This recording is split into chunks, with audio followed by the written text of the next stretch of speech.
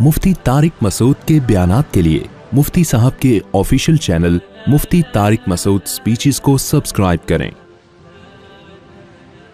इस्लाम में बीवी के शोहर को तलाक देने का क्या कॉन्सेप्ट है? औरत अपने शोहर को तलाक नहीं दे सकती, शोहर बीवी को तलाक दे सकता है। बाकी किस कंडीशन में दे सकता है, किस तरीक़े से देगा, वो एक अलग बहस है। बार बार बताता हूँ, इकट्ठी खड़े खड़े 3 तलाक़ें दे देना ये नाजायज़ अमल है, बाकी तलाक़ें हो जाती हैं। बाकी औरत अपने शोहर को डिवोर्स नहीं दे सकती। हाँ, अगर औरत को शोहर ने डिवोर्स का हक़ दे दिया तो भी वो शोहर को नहीं देगी तलाक, वो देगी अपने आप को ही। शोहर मुतल्लका नहीं हो सकता, औरत मुतल्लका होती है। शोहर मुतल्लिक होता है, मुतल्लिक तलाक देने वाला। आजकल ये भी एक मीडिया पे बहुत बात उछाली जा रही है कि निकाह नामे में लिखा होता है कि क्या औरत को तलाक का हक़ दिया गया है। तो बहुत से लोग इस पे एतराज़ करते हैं कि ये मौलाना लोग ना उस पे लाइन खींच देते हैं। यानी मौलाना लोगों को चाहिए कि वो दुल्हन को बताएं कि भाई अगर तुम यानी दूल्हा इस शिक पे साइन कर देता है, एग्री कर लेता है, तो तुम्हारे पास भी डिवोर्स का हक़ आ जाएगा। तो गोया ये मौलाना लोग उससे छुपाते हैं और उस पर क्रॉस लगा देते हैं ताकि ये हक़ औरत के पास ना जाए। इस बात को भी खूब अच्छी तरह समझ लें कि शरीयत में जैसे शौहर ख़ुद तलाक़ बीवी को दे सकता है तो ये हक़ किसी और को भी दे सकता है। अपने दोस्त को भी ये हक़ दे सकता है कि तुम्हें मेरी तरफ से परमिशन है कि तुम मेरी ज़ौजा को डिवोर्स दे दो। बाप को भी परमिशन दे सकता है, भाई मैं नहीं दे रहा, आप देना चाहते हो तो आपको मैं ये राइट दे रहा हूँ। क्योंकि जब मालिक है ना, तो जो जिस चीज़ का मालिक होता है वो किसी दूसरे को भी ये राइट दे सकता है। तो इसी तरह वो बीवी को भी ये राइट दे सकता है कि भाई मैं तुम्हें ये राइट दे रहा हूँ कि तुम अपने आप को तलाक दे सकती हो, मुझे नहीं, अपने आप को। तो ये राइट मर्द बीवी को दे सकता है। अब इसमें लोग गलती ये करते हैं कि निकाह नामे में ये लिख दिया कि जी हाँ शौहर ने बीवी को तलाक का हक़ दिया है, ये लिख देते हैं और शौहर उस पर साइन भी कर देता है। तो निकाह नामे में लिखने से औरत के पास तलाक का हक़ नहीं जाएगा, खूब समझ लो। वजह उसकी है कि निकाह नामा निकाह से पहले वो भरा जाता है और निकाह से पहले तो शौहर के पास खुद तलाक का हक़ नहीं है, तो बीवी के पास कहाँ से चला जाएगा। अभी एक औरत बीवी बनी नहीं है, मियाँ ने कह दिया तुझे तलाक है, तलाक है, तलाक है, 100 दफ़ा कहते रहे, कुछ भी नहीं होगा। भाई तेरे पास तो हक़ जब आएगा जब ये बीवी बनेगी। तो जब बीवी बनी नहीं है तो निकाह नामे में उसको डिवोर्स का हक़ दे दिया तो कहाँ से चला गया। तो निकाह नामा तो पहले फिल हो जाता है, तो उससे औरत के पास डिवोर्स का हक़ नहीं आता। हाँ, निकाह हो गया, उसके बाद उस शिक पे शौहर ने साइन किए कि हाँ जी मैंने बीवी को डिवोर्स का हक़ दिया है, तो बीवी को डिवोर्स का हक़ जाएगा। पहली बात तो ये हो गई, समझ रहे हो। या फिर निकाह जब पढ़ाया जा रहा हो ना, ईजाब व कबूल हो रहा हो, तो उस वक्त डिवोर्स का हक़ औरत को दिया जाए। ईजाब व कबूल का मतलब जब काजी साहब निकाह पढ़ाते हैं, भाई जनाब फ़लाँ बिन फ़लाँ मैंने आपका निकाह फ़लाँ ख़ातून से किया, आपने कबूल किया। दूल्हा बोलता है हाँ मैंने कबूल किया। जैसे ही दूल्हा कबूल करता है फ़ौरन वो ख़ातून उसके निकाह में दाखिल हो जाती है। तो इस ईजाब व कबूल के बीच में ये शर्त लगा दी जाए, बढ़ा दी जाए, तो फिर औरत के पास डिवोर्स का हक़ आएगा। कैसे? जैसे काजी साहब यूँ निकाह पढ़ाएं, जनाब फ़लाँ बिन फ़लाँ साहब मैंने फ़लानी बिनते डिमकानी का निकाह इतने महर में आपके साथ इस शर्त से किया कि फ़लानी बिनते डिमकानी को भी डिवोर्स का हक़ होगा। इस शर्त के साथ आपने इस पेशकश को कबूल किया। शौहर कहें हाँ मैंने कबूल किया, तो फिर इस शर्त के साथ कबूला तो फ़ौरन निकाह होते ही औरत के पास भी डिवोर्स का हक़ बोलो चला जाएगा। ये मसला समझ लें, मसला उछालना नहीं था मैंने, लेकिन आजकल मीडिया पे बहुत उछल गया है। क्योंकि अगर हम सही गाइड नहीं करेंगे तो फिर नए नए स्कॉलर आके उठपटांग वहाँ फेंकना शुरू कर देते हैं लंबी लंबी, तो उससे फिर मसाइल ख़राब होते हैं। तो अब औरत के पास डिवोर्स का हक़ चला जाएगा। समझ रहे हो कि नहीं समझ रहे? अच्छा, कितनी तलाक़ों का हक़ जाएगा औरत के पास? भाई जितनी तलाक़ों का मर्द ने हक़ दिया है, क्योंकि मर्द 3 तलाक़ों का मालिक है, تو عورت کو بھی 3 طلاقوں کا مالک بنا سکتا ہے. اگر شوہر نے صرف یوں کہا کہ میں نے تمہیں طلاق کا حق دیا تو پھر 1 طلاق کا حق جائے گا. تو پھر عورت اگر کہے گی نا میں نے اپنے اوپر طلاق واقع کی, 1 طلاق ہوگی مگر یہ ہوگی رجعی, تو شوہر کہہ سکتا ہے ٹھیک ہے میں نے رجوع کر لیا. تو عورت کو کوئی فائدہ حاصل بولو نہیں ہوا, کیونکہ 1 طلاق تھی ضائع ہو گئی, ختم. اب 2 کا رائٹ مرد کے پاس ہے, نکاح ختم نہیں ہوا. اور اگر مرد کہہ دے تمہیں 3 طلاقوں کا حق حاصل ہے, یا قاضی صاحب نکاح پڑھاتے ہوئے کہیں میں نے فلانی بنت ڈمکانی کا نکاح اتنے مہر میں آپ کے ساتھ اس شرط کے ساتھ کیا کہ جیسے 3 طلاقوں کا حق آپ کے پاس ہے عورت کے پاس بھی 3 طلاقوں کا حق ہوگا. شوہر کہے ٹھیک ہے میں نے قبول کیا, تو پھر کتنی طلاقوں کا حق چلا جائے گا؟ 3 طلاقوں کا حق چلا جائے گا. تو ہو سکتا ہے یہ جو خبر پھیل رہی ہے کہ ایک عربی خاتون نے اپنے شوہر کو 3 طلاقیں دے دی ہیں, عین ممکن ہے, یہ پاسبل ہے, کیونکہ عربی لوگ اتنے بھی فارغ نہیں ہوتے نا کہ عورتیں مردوں کو طلاق دینا شروع کر دیں. ہو سکتا ہے نکاح نامے میں شادی کے بعد یا جب قاضی صاحب نکاح پڑھا رہے ہوں اس وقت عورت کو 3 طلاقوں کا حق دیا گیا ہو. تو اگر ایسی کنڈیشن ہو کہ عورت کو اس وقت 3 طلاقوں کا حق دیا گیا ہے, تو جیسے مرد 3 طلاقیں واقع کر سکتا ہے عورت بھی پھر 3 طلاقیں واقع کر سکتی ہے, لیکن وہ نسبت اپنی طرف کرے گی کہ میں نے اپنے اوپر 3 طلاقیں واقع کر لی ہیں. اب جو سوال پوچھا جا رہا ہے نا, جو میڈیا پہ خبر چل رہی ہے وہ رہی کہ میں نے اپنے شوہر کو 3 طلاقیں دی, ہو تو پھر بھی جائیں گی کیونکہ مقصد یہی ہے کہ اپنے آپ کو, لیکن یہ الفاظ غلط ہوں گے کیونکہ شوہر پہ طلاق واقع ہوتی نہیں ہے. ٹھیک ہے نا, طلاق کس پہ واقع ہوتی ہے؟ تو اس کا صحیح طریقہ پھر یہ ہوگا, عورت یہ کہے گی میں اپنے اوپر 3 طلاقیں واقع کر رہی ہوں جس کا حق مجھے میرے شوہر کی طرف سے دیا جا چکا ہے. اور شرط یعنی بعض عورتوں کو یہ ڈر ہوتا ہے نا پتہ نہیں یہ میرے حقوق ادا کرے گا, تو پھر وہ ایجاب و قبول میں یہ الفاظ بڑھا سکتی ہیں. شوہر کی مرضی ہے وہ قبول ہے یا نہیں قبول ہے, وہ پھر کہے گا میں شادی نہیں کر رہا, جاؤ. سمجھ رہے ہو؟ اب یہ شرط لگوانی چاہیے کہ نہیں لگوانی چاہیے, میں اب اس کی طرف آتا ہوں.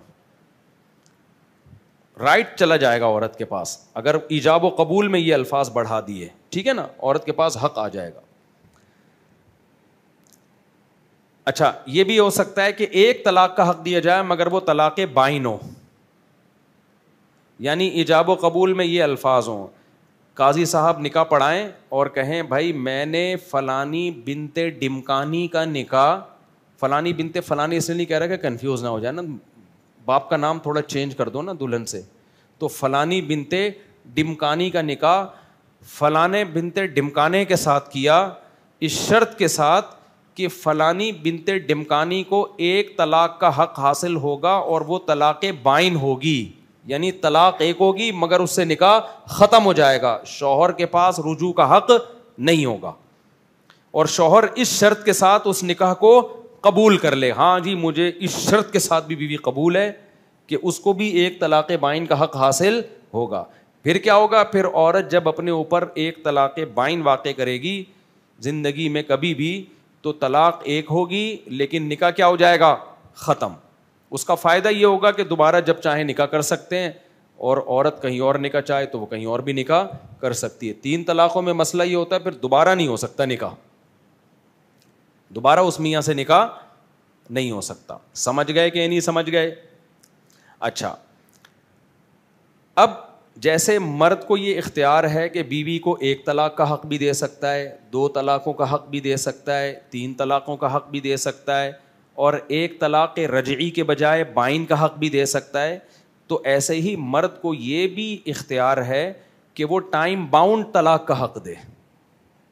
وہ کہے تمہیں طلاق کا حق ہے لیکن ہمیشہ کے لیے نہیں, 1 مہینے کے لیے. 1 مہینے میں اگر تم نے اپنے اوپر طلاق واقع کر دی تو ہو جائے گی, نہیں کی تو پھر نہیں ہوگی, کیونکہ میں پوری زندگی اس کنفیوژن میں نہیں گزار سکتا کہ تم نے میرے ساتھ رہنا کہ نہیں رہنا.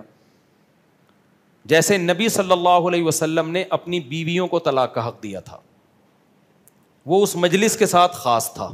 بعض دفعہ اس مجلس کے ساتھ خاص ہوتا ہے کہ ٹھیک ہے بیگم تم رہی نہ چاہتی تو میں تمہیں ابھی رائٹ دے رہا ہوں کہ تم اپنے اوپر طلاق واقع کر لو, 1 طلاق بائن واقع کر لو اگر نہیں رہنا چاہتی.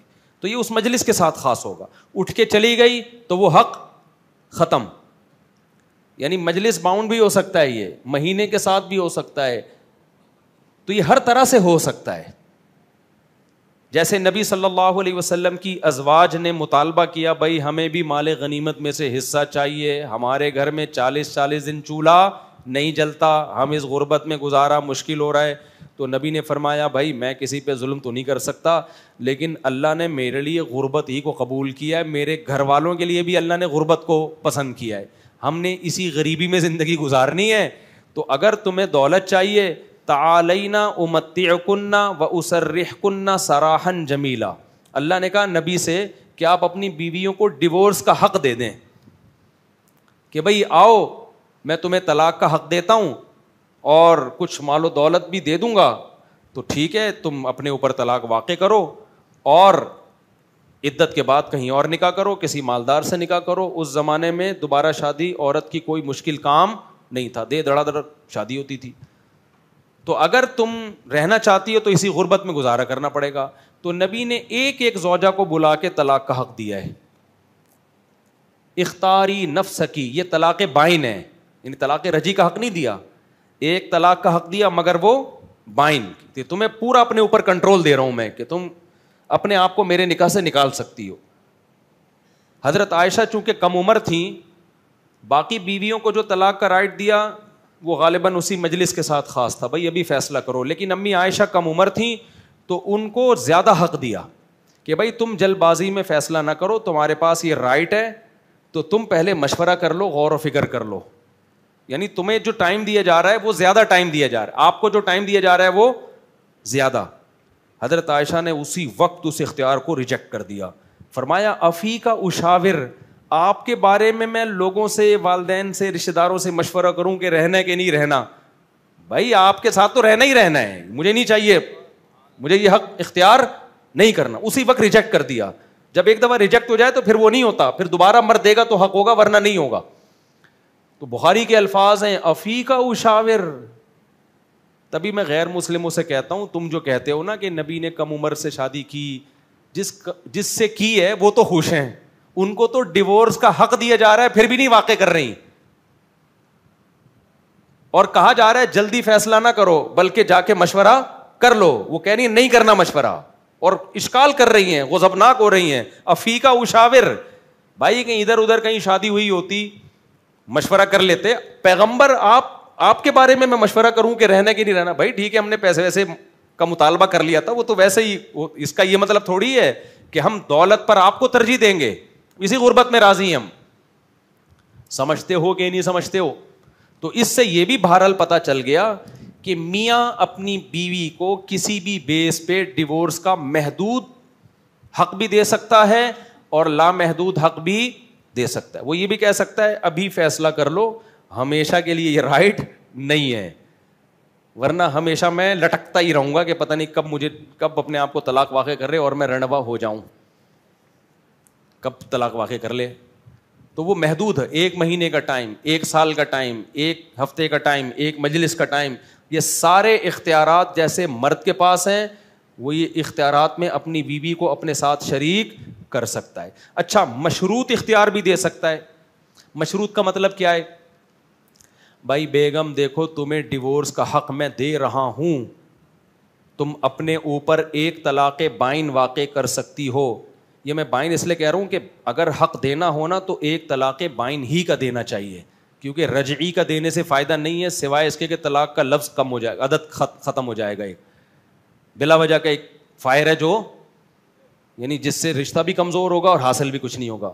3 طلاقوں کا اس لیے نہیں دینا چاہیے کہ ہو سکتا ہے بعد میں عورت کو ندامت ہو لیکن دوبارہ پھر رجوع نہیں ہو سکتا. تو بہترین آپشن ہوتا ہے کہ اگر بیوی کو ڈیورس کا حق دینا ہے تو 1 طلاق بائن کا حق دیا جائے. بھائی 1 طلاق ہے لیکن اس 1 سے تم نکاح ختم کر سکتی ہو. بائن کا مطلب نکاح ختم کرنے والی طلاق, مرد کو رجوع کا حق نہ ہو. تو یہ مشروط حق بھی دیا جا سکتا ہے. مشروط کا مطلب یہ ٹھیک ہے بیگم تمہارا میرے ساتھ جذباتی ہو جاؤ تھوڑا سا نا, تمہارا میرے ساتھ گزارا نہیں ہے نا اور تم چاہتی ہو کہ میں تمہیں طلاق دوں, میں یہ کام نہیں کر سکتا, میرے منہ سے, شریف آدمی کے منہ سے اتنے آرام سے یہ لفظ نکلتا نہیں. بغیرتوں کے کوئی اصول, بھائی بغیرتے کے منہ سے نکلتی طلاق ہے. شریف آدمی کروڑ دفعہ سوچتا ہے کہ یار گھر اجڑ رہا ہے, عزت داروں کا کام ہے در در نکالنا طلاقیں, یا بے شرموں کا کام ہے. یہ تو بول لو منہ سے, عزت دار لوگ تو نہیں پھوٹتے نا منہ سے, بولتے ہیں یار ایسے کیسے بھائی, وہ تو نبھانے کے لیے شادی کرتے ہیں. تو اب بیگم کہہ رہی ہے نہیں رہنا چاہتی, میں آپ کے ساتھ نہیں رہنا چاہتی, یہ غربت, یہ مہنگائی اور وغیرہ وغیرہ, کوئی بھی وجہ ہو, یا آپ ظلم کر رہے ہو. تو پھر مشروط اختیار, مشروط کا مطلب بیگم تمہیں ایک طلاق بائن کا اختیار میں دے رہا ہوں اس شرط کے ساتھ کہ تمہارے ابا بھی اس کو نافذ کرنے پہ راضی ہوں,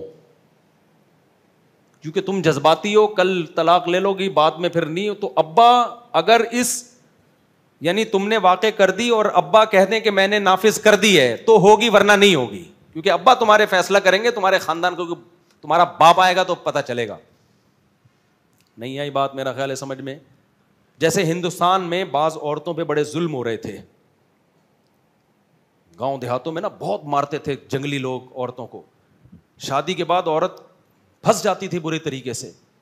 تو مولانا اشرف علی تھانوی رحمہ اللہ نے ایک کتاب لکھی ہے حیلہ ناجزہ, اس میں یہ لکھا کہ بھائی جہاں عورتوں پہ اس طرح کا ظلم کا خطرہ ہو تو پھر نکاح میں عورت کو طلاق کا حق دلوایا جائے, جہاں ظلم ہو رہا ہے, ہر جگہ نہیں, کیونکہ پھر سارے رن اوے ہو جائیں گے تھوڑے دنوں میں. میں بار بار کہتا ہوں اگر عورت کو بالکل ہی ہر نکاح میں حق دے دیا نا تو ذرا سا کوئی مسئلہ ہوا, خواتین میں برداشت مردوں سے کم ہوتی ہے, سوائے ان خواتین کے جو میرا بیان سن رہی ہیں. تو ہم سب کیا ہو چکے ہوتے اب تک, رن اوے ہو چکے ہوتے. ذرا سا غصہ آیا دھڑ دھڑ دھڑ, تو چار کی گئی باتیں ہی رہتی ہیں اور کچھ نہیں رہتا. تو مولانا اشرف علی تھانوی نے بڑا زبردست, یہ اس کلپ کو خوب وائرل کریں. مولانا تھانوی رحمہ اللہ تعالیٰ نے ان مظلوم عورتوں کے لیے ایک حل نکالا, ان کی کتاب الحیلۃ الناجزہ.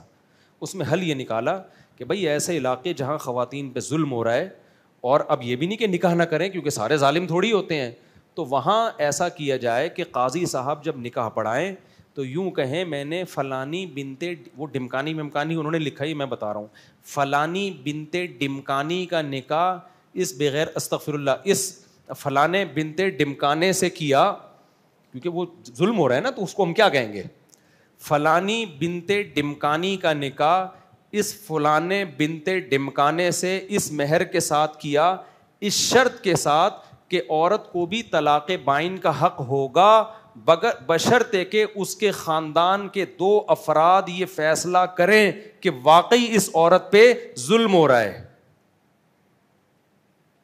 بات آئی سمجھ میں. آگے انہوں نے وجہ لکھی کہ بعض خواتین جلد باز ہوتی ہیں, ظلم نہیں بھی ہو رہا ہوتا, ہو سکتا ہے وہ جھوٹا الزام لگا دیں, اس سے گھر ٹوٹیں گے بلا وجہ. بعض دفعہ کیا ہوتا ہے کہ یعنی الڑ اطلاق اختیار دے دیں نا تو مرد محبت نہیں کرے گا, کہے گا یار یہ تو کسی بھی وقت جا سکتی ہے, تو وہ پھر اس سے وہ وفا کرے گا نہیں. تو بڑی بیلنس بات کی انہوں نے, بھائی اگر ظلم ہوگا, بلکہ اور الفاظ کو میں چینج, جو پورے الفاظ ہیں نا وہ اس طرح کے ہیں کہ فلانی بنتے ڈمکانی کا نکاح فلانے بنتے ڈمکانے سے کیا. لوگ کہتے ہیں دیکھو شرعی مسائل میں فلانے ڈمکانے, بھائی مسئلہ صحیح بیان کر رہا ہوں, فلانے ڈمکانے کو مت دیکھو. مسئلہ اگر غلط بیان کر رہا ہوں اس کو ثابت کرو گے غلط ہے. ہمارے اسٹائل کو مت دیکھو, اسٹائل ہر آدمی کا مختلف ہوتا ہے. لوگ کہتے ہیں یہ دیکھو یہ مفتی ہیں, یہ اس طرح کی بات ہے. ابے بات صحیح کر رہا ہوں کہ نہیں کر رہا, فلانے ڈمکانے سے کیا ہوتا ہے. اب میں خشک اسٹائل میں بیان کروں گا تم لوگ تھک جاؤ گے. تو یوں نکاح پڑھایا جائے, فلانی بنتے ڈمکانے کا نکاح, بنتے ڈمکانی کا نکاح میں نے فلاں بن ڈمکانے سے کیا اتنے مہر کے ساتھ, اس شرط کے ساتھ کہ اس فلانی بنتے ڈمکانی کو بھی طلاق بائن کا حق حاصل ہوگا بشرطے کہ اس پہ شوہر ظلم کر رہا ہو, اور اس ظلم کا ثبوت اس وقت ثابت ہوگا بشرطے کہ اس لڑکی کے خاندان کے 2 مرد کہہ دیں کہ واقعی اس پہ ظلم ہو رہا ہے. کیونکہ خاندان والے طلاق چاہتے نہیں ہیں, اگر خاندان والے کہیں گے نا وہ ظلم ہو رہا ہے تو پھر اس ظلم کو کیا کیا جائے گا, مانا جائے گا. تو کوئی بھی شرط, جو بھی کوئی بھی سوٹیبل شرط, تو یہ تو ایک مثال ہے کہ یعنی الڑ طلاق بھی طلاق کا اختیار دیا جا سکتا ہے اور کسی شرط کے ساتھ مشروط بھی کیا جا سکتا ہے. تو یہ ہر طرح سے جائز ہے, سمجھتے ہو. لیکن یہ کرنا چاہیے کہ نہیں کرنا چاہیے. بہت سارے کام جائز ہوتے ہیں, کرنے کے نہیں ہوتے. یہ جائز اس لیے کہ ضرورت پڑ سکتی ہے، اس کی ضرورت پڑ سکتی ہے، بلا ضرورت پھر یہ مناسب نہیں ہے، کیونکہ شریعت کے مزاج کے یہ کیا ہے خلاف. اللہ میاں نے مرد کو طلاق کا حق اس لیے دیا ہے تاکہ گھر بچیں، گھر ٹوٹیں نہیں. عورت کے پاس بھی ڈیورس کا حق آئے گا تو گھروں کے ٹوٹنے کا ریشو بڑھ جائے گا. تو اس لیے جہاں ضرورت ہو وہاں اس آپشن کو استعمال کیا جائے، جہاں ضرورت نہیں ہے تو پھر استعمال نہ کیا جائے، کیونکہ اس کا نقصان ہے. نقصان یہ کہ قاضی صاحب نے بلا وجہ، کوئی خطرہ وطرہ بھی نہیں ہے، سب نارمل چل رہا ہے، بلا وجہ نکاح میں کہہ دیا کہ ہم نے تو اس کو بھی طلاق کا اختیار دیا، تم نے قبول کیا، ہو گیا چلو قبول لیا. اب کیا، اب جب مرد کو پتہ ہوگا نا کسی بھی وقت یہ اپنے اوپر طلاق واقع کر سکتی ہے، تو مرد اس کو as a girl friend use کرے گا، ایز اے بیوی بیہیویئر مرد کا اس کے ساتھ نہیں ہوگا. اس کو پتہ یار کبھی بھی ٹاٹا کر کے جا سکتی ہے، نہ اس کے نام جائیدادیں کرے گا، نہ گھر بنائے گا، نان نفقے میں بھی کنجوسی کرے گا. یار آج میں نے اتنا کھلایا، کل اس کی نیت بدل گئی، پتلی گلی سے نکل لی، تو اس کے سائڈ افیکٹ زیادہ ہیں، سمجھتے ہو. تو جہاں ضرورت ہوگی وہاں اس آپشن کو استعمال کیا جا سکتا ہے، جہاں ضرورت نہیں ہے وہاں اس آپشن کو استعمال نہیں کیا جائے گا. ضرورت میں یہی ہے کہ بہت خطرہ ہے کسی علاقے میں یہاں ظلم ہوتا ہے عورتوں پہ کچھ ایسا، تو پھر آپشن ٹھیک ہے. اچھا، دوسری بات یہ کہ مرد کے پاس ڈیورس کا حق ہے، عورت کے پاس نہیں ہے. مرد ہی حق عورت کو دے سکتا ہے. کل ایک کلپ آیا، لوگ مجھے ڈراموں کا کلپ بھیجتے ہیں کہ کس طرح سوسائٹی کو یہ ڈرامے تباہ کر رہے ہیں، تو میں پھر اس پہ تبصرہ کرتا ہوں تاکہ پتہ چلے کہ سوسائٹی میں کیا ہو رہا ہے. اس ڈرامے میں یہ دکھایا گیا کہ عورت شوہر سے کہہ رہی ہے کہ میں پہلے بتا دوں میں ڈرامے نہیں دیکھتا، نہ مجھے شوق ہے ڈرامے دیکھنے کا. کچھ لوگ عبرت کے لیے کچھ کلپ بھیجتے ہیں تاکہ مجھے سوسائٹی کا پتہ چلے. تو ڈرامے میں دکھایا کہ عورت کہہ رہی ہے کہ آپ تو جب چاہے طلاق دے سکتے ہو، شوہر کہہ رہے تم بھی تو جب چاہے کورٹ سے خلا لے سکتے ہو. تو عورت جواب میں کہہ رہی ہے کہ خلا لینے کے لیے ہمیں عدالت میں ذلیل ہونا پڑتا ہے. تو یہ بات ہی غلط ہے، عورت جب چاہے خلا نہیں لے سکتی. سمجھ رہے ہو؟ نکاح جوڑنے کا اختیار عورت کے پاس ہے، توڑنے کا اختیار عورت کے پاس نہیں ہے. جب تک مرد اس کو یہ اختیار نہ دے، عدالت نہیں دے سکتی یہ اختیار. جس کی بیوی ہے وہ دے سکتا ہے، جج اپنی بیوی کو اختیار دے سکتا ہے، دوسروں کی بیویوں کو اختیار نہیں دے سکتا. تو یہ غلط چیز ڈرامے میں پھیلائی جا رہی ہے. خلا نہیں لے سکتی جب تک شوہر راضی نہ ہو، اس خلا کے پیپر پہ سائن نہ کرے، کیونکہ خلا بھی طلاق ہی ہے. فرق صرف اتنا ہے کہ جب مرد خود سے طلاق دے گا تو مہر دینا پڑے گا اس کو. جب عورت طلاق کا مطالبہ کر رہی ہے تو مرد یہ کہہ سکتا ہے کہ مہر واپس کرو پھر میں دوں گا، اور کورٹ کے ذریعے ہوگا تاکہ ایک ڈاکومنٹیشن ہو جائے اور پتہ چل جائے کہ تم نے مہر دے دیا ہے. یا عورت کہے کہ پھر کورٹ کے ذریعے ہوگا، تو کورٹ محض ایک ذریعہ بنتی ہے. اس میں بھی شوہر ہی ڈیورس دے گا، یعنی خلا پہ سائن کرے گا، لفظ خلا استعمال ہوگا. پھر اس میں فقہاء کا اختلاف ہے کہ جب مرد سائن کر دے گا تو وہ ایک طلاق کاؤنٹ ہوگی یا نہیں ہوگی. احناف کہتے ہیں ایک طلاق کاؤنٹ ہوگی، لیکن باقی ائمہ کہتے ہیں کہ ایک طلاق کاؤنٹ نہیں ہوگی، نکاح ختم ہو جائے گا. تو فرق یہ پڑے گا کہ جب دوبارہ دونوں کی شادی ہوگی تو حنفیہ کہتے ہیں مرد کے پاس 2 طلاقوں کا اختیار ہوگا، امام شافعی کہتے ہیں نہیں 3 ہی کا اختیار ہوگا. تو یہ کوئی اتنا بڑا مسئلہ نہیں ہے، لیکن سب اس پر متفق ہیں کہ جب تک مرد سائن نہیں کرے گا یا زبان سے بولے گا نہیں، رضا کا اظہار نہیں کرے گا، اس وقت تک خلا نہیں ہوگا. یہاں فوراً خواتین کہتی ہیں پھر عورت کیا کرے، مظلوم عورت. بھائی مظلوم عورت اپنا مظلوم ہونا ثابت کرے تو پھر خلا نہیں، پھر تنسیخ نکاح ہے، اس میں شوہر کی رضا ضروری نہیں ہے. میں سمجھا پا رہا ہوں اپنی بات؟ ایک ہے شوہر بیسک حقوق ادا کر رہا ہے، بیسک حقوق، یہاں تنسیخ نکاح نہیں ہو سکتا، یہاں کیا ہوگا؟ خلا ہوگا، اور خلا ایگریمنٹ ہے دونوں طرف سے. لہذا جج کا کام صرف دونوں کو پارٹیوں کو ملانا ہے، خود سے کچھ نہیں کر سکتا جج. لیکن اگر ظلم ہو رہا ہے، شوہر بیسک حقوق ادا نہیں کر رہا، پھر پہلا حکم یہ ہے کہ شریعت عورت کو کہتی ہے اس کو بولو طلاق دے. طلاق نہیں دیتا، خلا پہ آمادہ کرو اس کو. خلا پہ آمادہ نہیں ہوتا، اس کو بولو ظلم چھوڑے. ظلم نہیں چھوڑتا تو پھر کورٹ میں جائے اور کہے یہ کمبخت نہ طلاق دے رہا ہے، نہ خلا دے رہا ہے، اور نہ میرے بیسک حقوق ادا کر رہا ہے. جج اس کو بلائے اور بولے یا تو حقوق ادا کرو، عزت کے ساتھ رکھو اس کو، یا پھر اس کو چھوڑو. تو جج اس مرد کو بلائے گا، مرد جا کے کہے گا کہ جناب میں اس کے اب بیسک حقوق ادا کرنے کے لیے تیار ہوں. مثال کے طور پر نان نفقہ نہیں دے رہا تھا نا, تو جج صاحب یہ شیورٹی کے لیے اتنے چیک میں نے عدالت میں جمع کرا دیے ہیں, ہر مہینے اس کو اتنے 1000 روپے اکاؤنٹ سے ملیں گے. جج کہے گا نا تم ہمیں شیورٹی چاہیے نا. عورت نے کیس فائل کیا تھا, بھائی نان نفقہ نہیں دے رہا, ظلم کر رہا ہے, تو جج دھڑ سے نکاح نہیں ختم کر دے گا. جج کہے گا بھائی کیوں نہیں دے رہا نان نفقہ, ہوئے کمبخت جب بیوی بنا کے لائے تو پیسے تو دینا اس کو. وہ کہے گا ٹھیک ہے آئندہ سے دوں گا. جج صاحب آئندہ سے میں اس کا خرچہ دوں گا. تو جج کہے گا نا ہمیں کیا پتا, تو ایسا کر تو اس بیوی کے اکاؤنٹ کھلوا اور 2 سال کے چیک بنا کے دے دے. جج صاحب یہ کام کرتے ہیں کیا؟ نہیں کرتے. تو اس سے کچھ بھی نہیں ہوگا بھائی. جو ظلم ہو رہا ہے جب اس کی تلافی ہو رہی ہے.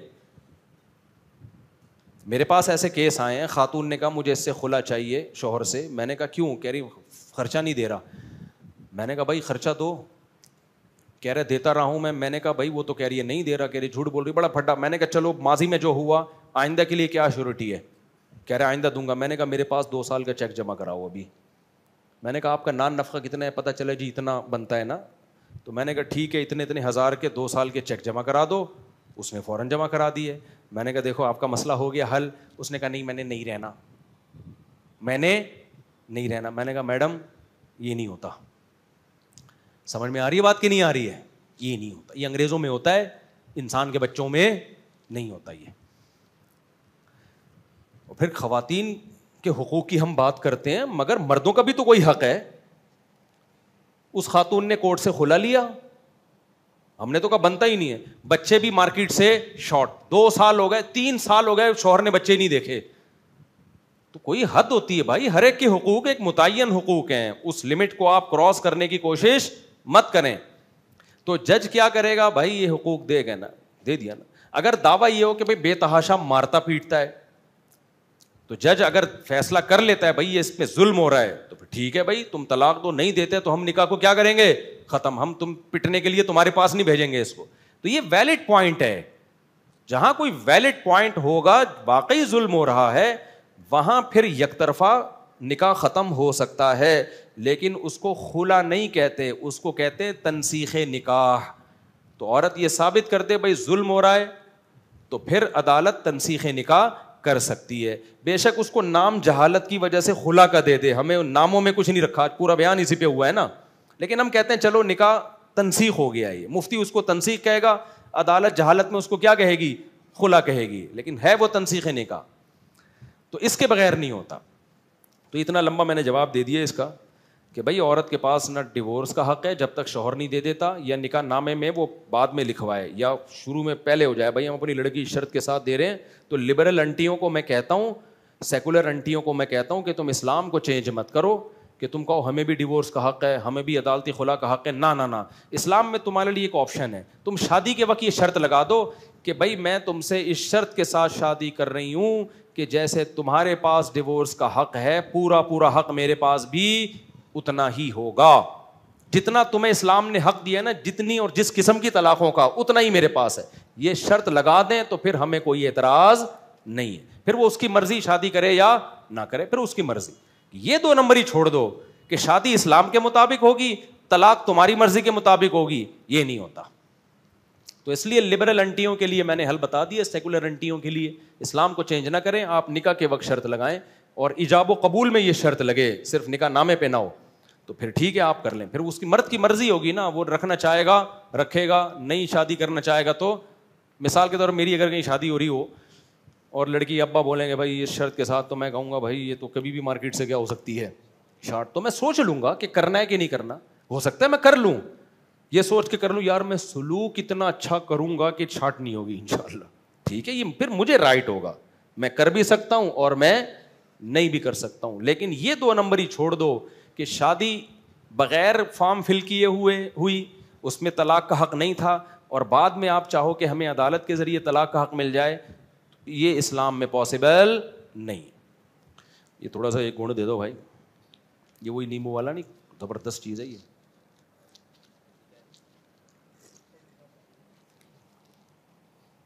نکاح پڑھا دو, فلانی بنتے ڈمکانے کا ہو رہا ہے نکاح. بھائی جلدی آ جاؤ. حذیفہ رشید ولد رشید الحسن, آپ ہیں دولہا؟ ماشاء اللہ ماشاء اللہ, زبردست. دلہن کا نام ہے جی, یہ کیا لکھا ہوا ہے؟ اینا محمود بنت محمود علی خان. آئینہ, آئینہ کا اینا, یہ عین سے الف سے لکھا ہوا ہے. اچھا, 1,06,000 روپے مہر ہے. دلہن کے وکیل کہاں ہیں؟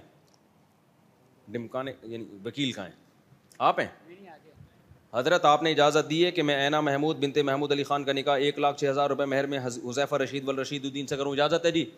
الحمدللہ نحمده ونستعینه ونستغفره ونؤمن به ونتوکل علیہ ونعوذ باللہ من شرور انفسنا ومن سیئات اعمالنا من يهده الله فلا مضل له ومن يضلل فلا هادی له ونشهد ان لا اله الا الله وحده لا شريك له ونشهد ان محمدا عبده ورسوله صلی اللہ تعالی علیہ وعلى آلہ واصحابہ وبارک وسلم تسلیما کثیرا کثیرا. اما بعد فاعوذ باللہ من الشیطان الرجیم. بسم اللہ الرحمن الرحیم. یا ایھا الناس اتقوا ربکم الذی خلقکم من نفس واحدۃ وخلق منها زوجها وبث منهما رجالا كثيرا ونساء واتقوا الله الذي تساءلون به والأرحام إن الله كان عليكم رقيبا. وقال تعالى يا أيها الذين آمنوا اتقوا الله وقولوا قولا سديدا يصلح لكم أعمالكم ويغفر لكم ذنوبكم ومن يطع الله ورسوله فقد فاز فوزا عظيما. وقال النبي صلى الله عليه وسلم النكاح من سنتي وقال فمن رغب عن سنتي فليس مني. وقال النبي صلى الله عليه وسلم تزوجوا الودود الولود فإني مباهي بكم الأمم. وقال النبي صلى الله عليه وسلم تزوجوا ولا تكونوا كرهبان النصارى. جناب حذیفہ رشید والرشید الدین, میں نے 1,06,000 روپے مہر میں آپ کا نکاح اینا محمود بنت محمود علی خان سے کیا. آپ نے اس نکاح کو قبول کیا؟ تو تھوڑا زور سے قبول ہے نا, جزاک اللہ. خطبے کے وقت باتیں نہیں کرتے. اچھا, یہ خطبہ سننا بھی لازم ہے شریعت میں. دعا کریں جی اللہ تعالیٰ برکت دے. الحمدللہ. اور آپ ہی کی شادی ہو رہی ہے اور آپ ہی خطبے میں بات چیت کرو گے تو اچھا نہیں ہے.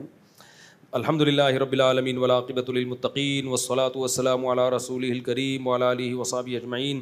اے اللہ اس نکاح کو اپنے دربار میں قبول فرما, اس کی برکتیں زوجین کو تادم حیات نصیب فرما. آپس کے اختلاف و انتشار سے, لڑائی جھگڑوں سے, ہر قسم کے شر فساد سے اللہ ان دونوں کی ہمیشہ کے لیے حفاظت فرما. اے اللہ اس نکاح کو دونوں کے خاندانوں میں جوڑ کا, محبت کا ذریعہ بنا, دونوں کے خاندانوں میں الفت کا ذریعہ بنا. جس کی بھی جو جائز مراد ہو اللہ اس کی مراد کو پورا فرما. ربنا آتنا فی الدنیا حسنۃ وفی الآخرۃ حسنۃ وقنا عذاب النار. صلی اللہ تعالیٰ علی خیر خلقہ محمد وعلی آلہ وصحبہ اجمعین. اللہ تعالیٰ بہت مبارک کرے آپ کو. لاؤ جلدی سے پرچے دے دن نمٹاؤں یار. میں نے پیاس لگ رہی تھی, میں نے لوگوں سے شربت کا سیمپل منگوایا اور انہوں نے سیرپ منگوایا, کیا لکھا ہوا پتہ نہیں, پی لیا. روزہ خراب تو نہیں ہوا بھائی؟ اگر نفلی روزہ توڑ دیا جائے گناہ تو ہوتا ہے مگر کفارہ نہیں ہوتا, تو توبہ استغفار کر لیں اور ایک روزہ قضا کر لیں. نیاز کا کھانا مت کھایا کرو. خلاصہ ہے نا, گرمی ہے نا, تو ان شارٹ سوالات کے ساشے اور جواب کے بھی ساشے.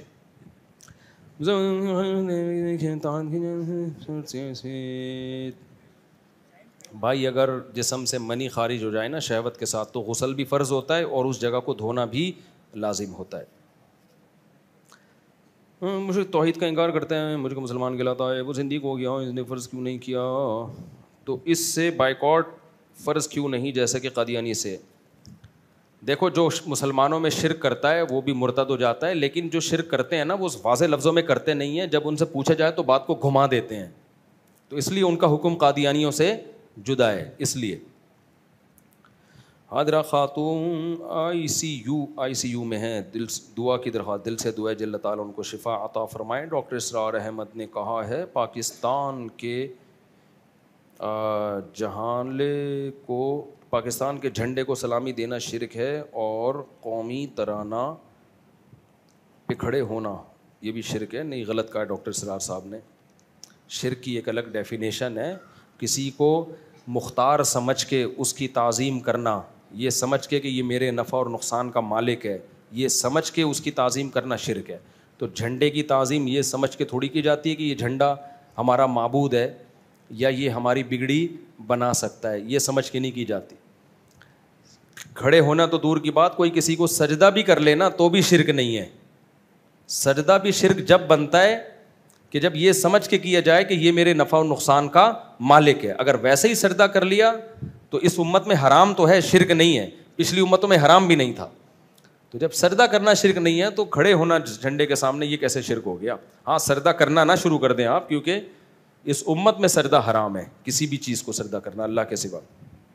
اسی وجہ سے علماء کہتے ہیں سجدے کی 2 قسمیں, ایک سجدہ عبادت والا اور ایک تعظیم والا. تعظیم والا سجدہ گناہ ہے, شرک نہیں ہے. عبادت والا سجدہ گناہ بھی ہے اور شرک بھی ہے. میرے بھائی آپ اپنی قرآن ایپ کیوں نہیں بناتے؟ اس سے بہت لوگوں کو فائدہ ہوگا. عثمان بھائی کو کہتا ہوں میں یہ, ٹھیک ہے. ہماری جماعت لاہور سے آئی ہے, آپ سے ملاقات کرنا چاہتی ہے. یار روزانہ ماشاء اللہ جماعتیں آ رہی ہیں, میں اگر سب سے ملاقات کروں گا تو میں کسی سے ملاقات کے قابل نہیں رہوں گا. تو میں اگر سب سے ہر وقت ملتا ہی, ماشاء اللہ جماعتیں اتنی محرم میں نکلتی ہیں, روزانہ جماعتیں آ رہی ہیں, تو میں اگر سب سے ملتا رہوں گا تو میں کسی سے ملنے کے قابل, پھر بھی کوشش کرتا ہوں ملاقات کی انشاءاللہ. اثر میں دیکھتے ہیں. سوشل میڈیا کے ذریعے امت کی فکر کا خیال کیسا ہے جبکہ حدیث کا مفہوم ہے پہلی امت کے آخری طبقے کی اصلاح بھی اسی طریقے سے ہوگی جیسے پہلے ہوئی ہے. بالکل صحیح حدیث ہے, یہ نبی کی حدیث نہیں ہے, یہ امام مالک کا قول ہے. لن یصلح آخر هذه الامة الا كما صلح الاول, امت کا آخر بھی ایسے ہی ٹھیک ہوگا جیسے پہلا حصہ ٹھیک ہوا ہے. تو اس کا یہ مطلب نہیں ہے کہ امت آخر میں گدھے گھوڑوں پہ سفر کر کے تبلیغ کرے گی تو تبلیغ ہوگی, ورنہ نہیں ہوگی. پچھلی امت نے تو گدھے گھوڑوں پہ سفر کر کے تبلیغ کی ہے نا, ہم جہازوں پہ کر رہے ہیں. تو امام مالک کی بات کا یہ مطلب نہیں ہے کہ آپ جدید ذرائع کا استعمال چھوڑ دیں. تو آج الیکٹرانک میڈیا بھی ایک ذریعہ ہے, تو ذریعے تو جدید ہی استعمال کرنے پڑیں گے آپ. پھر وہ کیا مطلب ہے صحیح, وہ پھر کسی اور وقت بتائیں گے انشاءاللہ. ہمارے والد کا انتقال ہوا ہے, ہم 7 بھائی اور ایک بہن ہے, لیکن بھائی وراثت کا, اچھا وراثت کا جو بھی مسئلہ ہے نا وہ لکھ کے دے دیا کرو, ریٹرن میں جواب مل جائے گا, یہاں جمع کرا دیا کرو لکھ کے, ٹھیک ہے نا. پہلے لڑکی کے پاس ذاتی موبائل ہونا معیوب سمجھا جاتا تھا, اب کوئی برا نہیں سمجھتا, اور برائی بھی اس سے بہت پھیل رہی ہے, اس میں کوئی شک نہیں ہے. کنواری لڑکیوں کے پاس جو موبائل آ گئے ہیں, میں نہیں کہہ رہا ساری لڑکیاں خراب ہو رہی ہیں, لیکن بہت سی خراب ہو بھی رہی ہیں. اب میں یہ تو نہیں کہتا کسی کو پاس موبائل چھوڑو ہی نہیں, اس میں ہر ایک کے حالات مختلف ہوتے ہیں. تو بہتر تو یہ کہ نہ ہو موبائل ان کے پاس, لیکن اگر ہے بھی تو نگرانی کرو اس کی.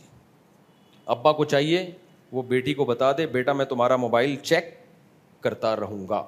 خاص طور پہ بیٹی کسی سے فون پہ بات کر رہی ہے, ابا آئے اور یوں کر کے اس نے یوں گھما دیا, تو پھر بولو بیٹا یہ کیا بات ہے, مجھے دکھاؤ یوں یوں کیوں ہو رہا ہے. اور ظرف اتنا بڑا رکھو کہ بیٹی اگر کہے ابا فلانے سے بات ہو رہی تھی مجھے وہ پسند ہے, تو رکھ کے چماٹ نہ مارو, اس کو بولو ٹھیک ہے بیٹا. تو اس کا یہ طریقہ ٹھیک نہیں ہے, یوں یوں موبائل گھما رہی ہو. تو اس کا طریقہ یہ ہے کہ میں تمہاری اماں مجھے پسند تھیں, تو آج وہ کیا ہیں, تمہاری اماں ہیں, تو وہ لڑکا جو ہے مجھے اس کا نمبر دو, انسان کا بچہ ہوگا, دیکھ لیتا ہوں, پیغام بھیج دے گا, تمہاری شادی ہم کر دیں گے. یہ آپشن بچی کو دو تاکہ وہ چوریوں چکاریوں پہ نہ آئے, اس کو غلط راستے مت بتا. ہمارے ایک بہت پرانا واقعہ, ایک ریلیٹیو تھے, اس وقت تو فون اتنے زیادہ ہوتے بھی نہیں تھے, گھر میں PTCL ہوتا تھا, اس میں بڑے مسائل ہوتے تھے, اتنا غلط استعمال کرنا آسان نہیں تھا اس. تو کیا ہوا کہ ایک بچی کہیں PTCL پہ کہیں انگیج ہو گئی. ابا کو پتہ چلا تو ایک دم غیرت میں نہیں آیا, یار یوں کر کے تمہاری ایسی کہ چنگیز خان بن گئے نا. ابا نے دیکھا کہ جب بھی آؤ تو یوں جیسی آتا ہوں ٹھک کر کے فون رکھ دیتی ہے. ابا کو شک ہوا, ابا نے بیٹی کو بٹھایا, بولا بیٹا مجھے اس کا نمبر دو, میں کچھ نہیں کروں گا, کوئی ڈانٹوں گا نہیں, کوئی ماروں گا نہیں. یہ سچا واقعہ ہے, میں ہوائی پھینک نہیں رہا یہاں بیٹھ کے, انسان کے بچے ایسا کام کرتے ہیں. بیٹی نے نمبر دے دیا, انہوں نے فون گھمایا. وہ مرد کی آواز سن کے گھبرا گیا. انہوں نے کہا بیٹا گھبرانے کی بالکل ضرورت نہیں ہے, کوئی ہم خاندانی لوگ ہیں, اگر آپ کو ہماری بیٹی پسند ہے تو آپ ذرا اپنے قوائف بتا دیں, کیا کرتے ہیں, کہاں سے فارغ ہیں, چرس ورس تو نہیں پیتے آپ, یہی پوچھا ہوگا. تو ہم خاندانی لوگ ہیں, تو اپنے والدین سے ملا دیں, تو سیدھا سیدھا پیغام لے کر آؤ آپ. تو تو اس نے کہا ٹھیک ہے انکل, انسان کا بچہ تھا, لڑکی کے جذبات سے کھیل نہیں رہا تھا. چلے گئے, شادی ہو گئی, 25-30 سال ہو گئے اس واقعے کو. آج ان کے بچے بڑے ہیں اور ماشاء اللہ بیٹوں کی شادیاں ہو گئی, ہنسی خوشی ان کی زندگی گزر رہی ہے. اگر وہ ابا یہ کرتے, موبائل لے کے اے تیری ایسی کی تیسی, کون ہے وہ بغیرت, اور یہ ڈرامے لچا رہے ہوتے, تو اس سے فساد ہی آنا تھا. لڑکیوں کو مت فون پہ انگیج ہونے دو, ان کے فون چیک کیا کرو.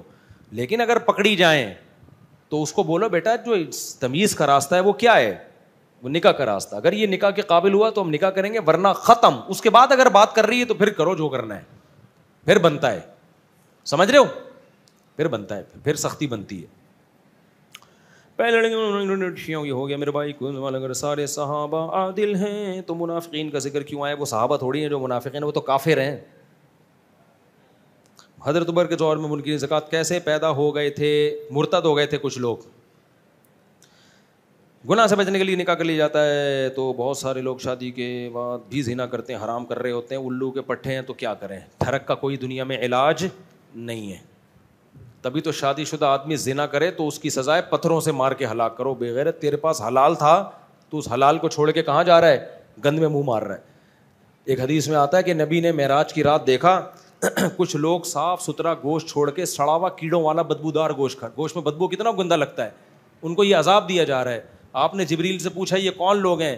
جبریل نے فرمایا یہ وہ ہیں جو حلال بیویوں کو چھوڑ کر طوائف خانوں میں جاتے تھے. یہ وہ اس امت کے پلید لوگ ہیں.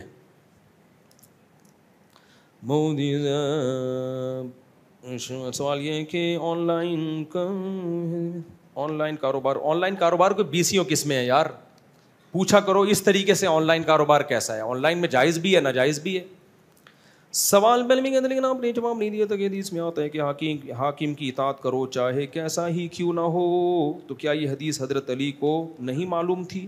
انہوں نے حضرت صدیق اکبر کی خلافت کو تسلیم نہیں کرا تھا, 6 ماہ تک ناراضی تھی. اس طرح حضرت معاویہ نے حضرت علی کی خلافت کیوں نہیں تسلیم کی؟ کیا یہ حدیث کی مخالفت نہیں ہے؟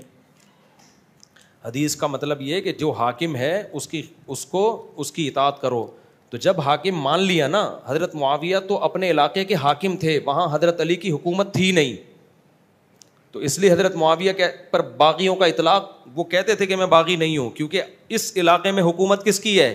پریکٹیکلی میری حکومت ہے. تو میں علی کا باغی جب کہلاؤں گا جب علی کو میں حاکم مان لوں گا. تو جب تک حاکم مانا نہیں ہے تو وہ آپ کہہ سکتے ہو میں بھی پھر اس گورنمنٹ کو گورنمنٹ نہیں مانتا. تو میرے نہ ماننے سے کچھ نہیں, کیونکہ ان کو ہم پر طاقت حاصل ہو چکی ہے, جبکہ سیدنا علی کی حضرت معاویہ کے علاقوں میں حکومت تھی نہیں. تو یہ تعویل حضرت معاویہ کرتے تھے.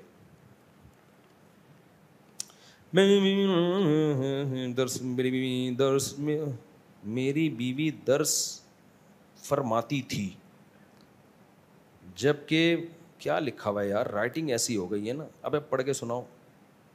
اچھا, میری بیوی درس فرماتی تھی, جب وہ وہاں سے آئی ہے وہاں آنے کے بعد ذکر و عبادت میں لگی رہتی ہے. ہم نے پوچھا آپ کو کیا ہو گیا؟ میری بیگم نے کہا میں مفتی طارق مسعود کو بتاؤں گی, میں 2 دن سے چکر لگا رہا ہوں, ٹائم نہیں مل رہا, مجھے صرف 5 منٹ چاہیے. میری بیگم سے پوچھیں کیا لکھا ہوا ہے, کیا مسئلہ ہے؟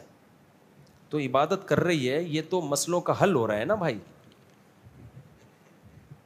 تیری بیوی جو کچھ کر رہی ہے یہ اچھا کر رہی ہے نا, در سے آئی اور نماز روزے میں لگ گئی. ہاں, شوہر کے بیسک حقوق اس کو چاہیے کہ وہ ادا کرے. اگر وہ نہیں ادا کر رہی تو میں ریکویسٹ کر لیتا ہوں بھائی, یہ اللہ کو راضی کرنا ہے تو پھر شوہر کو بھی راضی کرنا پڑے گا. اللہ کے حقوق بھی ادا کریں اور میاں کے حقوق بھی ادا کریں.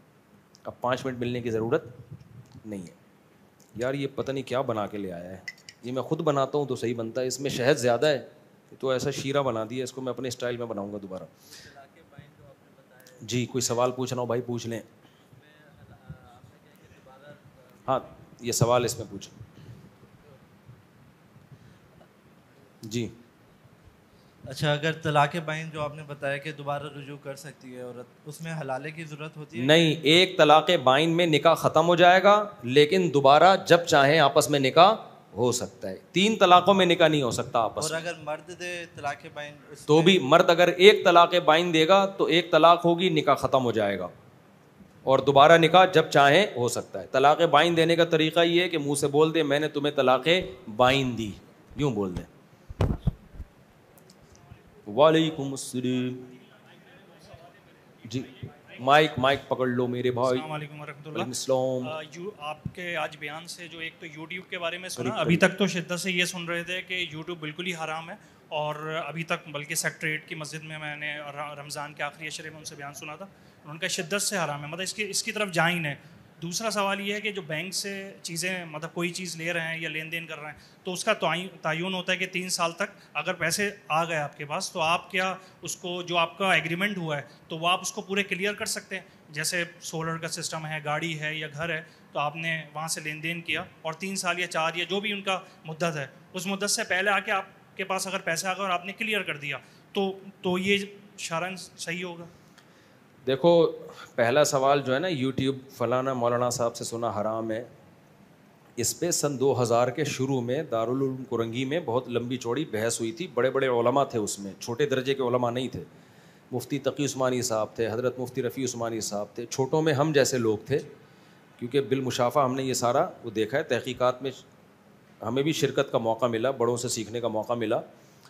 تو مولانا منظور مینگل صاحب بھی تھے, مفتی نظام الدین شامزئی رحمۃ اللہ علیہ بھی تھے. یہ پوری بحث مباحثے کے بعد جا کے یہ فیصلہ ہوا ہے, یہ کوئی جزوی رائے نہیں ہے. تو اس کے بعد جا کے یہ فیصلہ ہوا تھا کہ یہ ویڈیو جو ضرورت کے لیے اس کا استعمال ہوتا ہے, دارالعلوم والوں کا تو یہ رائے تھی کہ یہ تصویر ہے ہی نہیں, لہذا بلا ضرورت بھی اس کا استعمال جائز ہے. ان کی رائے, اور یہ حضرت مفتی تقی صاحب کی رائے بہت پہلے سے ہے, کیونکہ حضرت نے جو عربی میں لکھی ہے نا صحیح مسلم کی شرح تکملۃ فتح الملہم, وہ تو بہت پہلے لکھ دی تھی.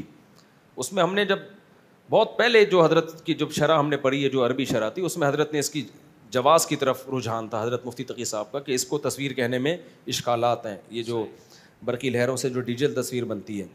تو اب مساجد کے بہت سے ائمہ کہتے ہیں کہ یہ جائز حرام ہے, تو ان کی ذاتی رائے ہوگی, تو ہم اسی کو فالو کرتے ہیں جو ہماری رائے ہے یا جو اتنے بڑے حضرات کی رائے ہے جو زیادہ ایکسپرٹ ہیں.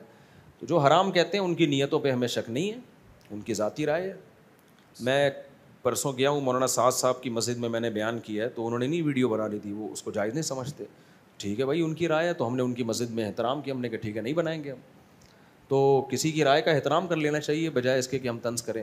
باقی جو سودی ایگریمنٹ کسی بینک سے ہوا ہے اور اس میں یہ ہے کہ اتنے دنوں تک آپ نے پیسے جمع نہ کرائے تو سود لگے گا, اور آپ کی نیت یہ ہے کہ سود لگنے سے پہلے جمع کرا دوں گا, تو اس سے گناہ کم تو ہو جائے گا, ختم نہیں ہوگا, کیونکہ ایگریمنٹ تو سودی ہی ہوا ہے نا. ہاں سود دینے کا گناہ نہیں ہوگا کیونکہ وہ آپ نے دیا نہیں ہے, لیکن ایگریمنٹ آپ نے کیا کیا ہے, سودی. ہاں جہاں ضرورت ہو تو پھر ایسا ایگریمنٹ کیا جا سکتا ہے. بعض دفعہ کریڈٹ کارڈ کے بغیر پرچیزنگ ہوتی نہیں ہے, تو وہاں پھر آپ کریڈٹ کارڈ لے سکتے ہیں اس نیت کے ساتھ کہ میں ٹائم پہ پیسے جمع کرا دوں گا تاکہ سود نہ لگے. تو جہاں مجبوری ہو تو وہاں جائز ہے, جہاں مجبوری نہ ہو تو وہاں یہ ایگریمنٹ بھی جائز نہیں ہے. جی السلام علیکم مولانا صاحب. وہ جو پرچہ تھا وہ میرا تھا, میری بیوی درس میں جاتی تھی. آپ کی بیگم درس میں جاتی تھی؟ جی. تو وہاں سے آنے کے تھوڑا بعد قریب کر لینا تاکہ بیگم بھی سنیں. وہاں سے آنے کے بعد تو ذکر و عبادت, پھر اس کے بعد نماز وغیرہ, قرآن شریف پڑھنا, سب کچھ کر رہی ہے ماشاء اللہ. ٹھیک ہے.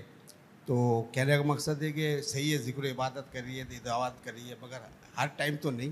ٹھیک ہے. دوسری بات ہے کہ مجھے عمر میں بھیجو, جنت البقیع پہ میری موت ہو جائے, یہ ہو جائے, وہ ہو جائے. تو میں تو یہ پہلے نہیں دیکھا, 25 سال ہو گیا شادی کو.